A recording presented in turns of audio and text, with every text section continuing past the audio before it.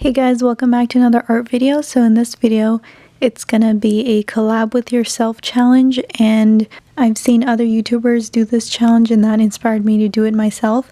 So pretty much what you do is you take an old drawing that you've done years ago and you complete it while also doing a video on the process. So I thought that was interesting because you're collaborating with your past self, and usually when artists do this challenge, they choose a drawing that they did like way in the past where their style actually changes, but that's not the case with my drawing, because when I was looking through my old drawings, usually when I draw to myself, I don't do like a complete illustration. I just do little doodles here and there. So I was having a hard time finding a drawing that would be suitable to complete an entire illustration on. But then I came across this one, and so I drew this one. It's my character Krazire, and I drew it in 2013, so it's 3 years old, not too old that my style actually changed, but I guess old enough. Pretty much what I was going for this drawing was I wanted like a more realistic look on my character, and I wanted it to be a full body illustration, and that's the reason why I didn't complete this, because how I draw is a little different from other artists. I think other artists, they draw the full figure and then they start adding in details later on when they already got the pose and everything figured out. But I start off with the head and then I refine it, and then I move on to the shoulders, and like I slowly progress downward while I'm drawing the character, and I haven't seen other artists do that process very often. So while I was drawing this, when I got to her hips, I realized that this is not going to be a full body illustration, and that really bummed me out because her boots are actually my favorite part of her outfit, and I was really saddened that I wouldn't be able to complete them. So after I finished the sketch, I just left it in a corner, and I did scan it in because I kind of had an idea of still making it full body but completing the illustration in Photoshop or like some digital painting program, but obviously I never got onto doing that. So the tools I used to make this illustration: first, the lining. I use a Sakura multi-liner in 005. Then I took my standard flex markers and pro markers for the color filling, and then I took out my Distress Tim Holtz watercolor markers and also my Zig Art and Graphic Twin watercolor markers for the detailed shading.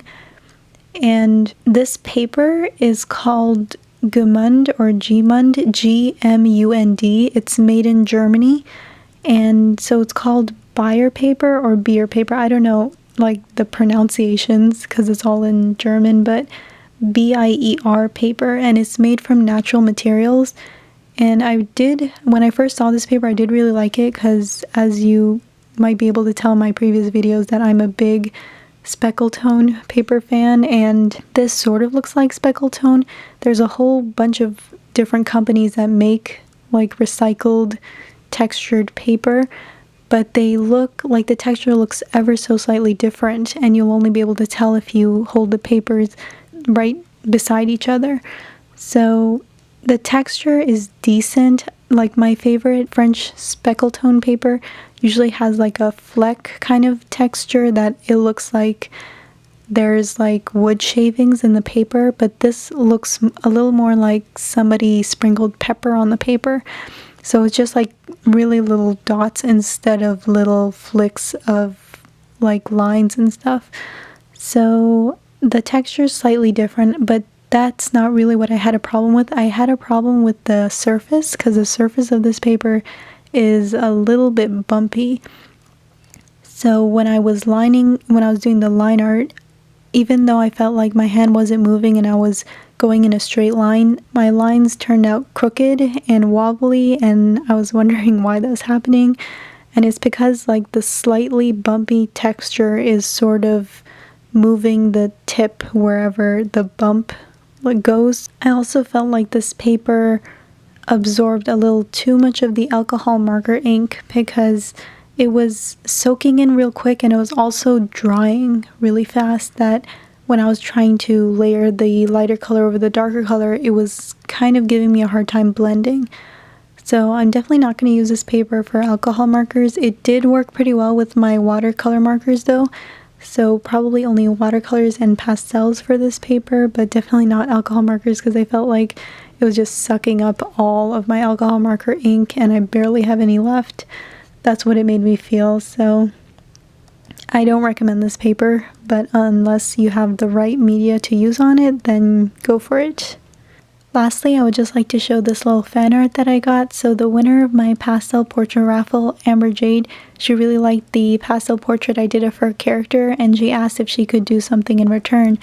And I was really grateful and surprised, and I was excited to see what she would make for me. So she drew this really adorable watercolor painting of my character, and I just really love her style. It's very unique and playful, and I just really love the simplicity of like the whole drawing, and it's just really adorable. So I'd just like to say, if I ever receive any fan art of my characters in the future, I'll definitely showcase them at the end of my videos.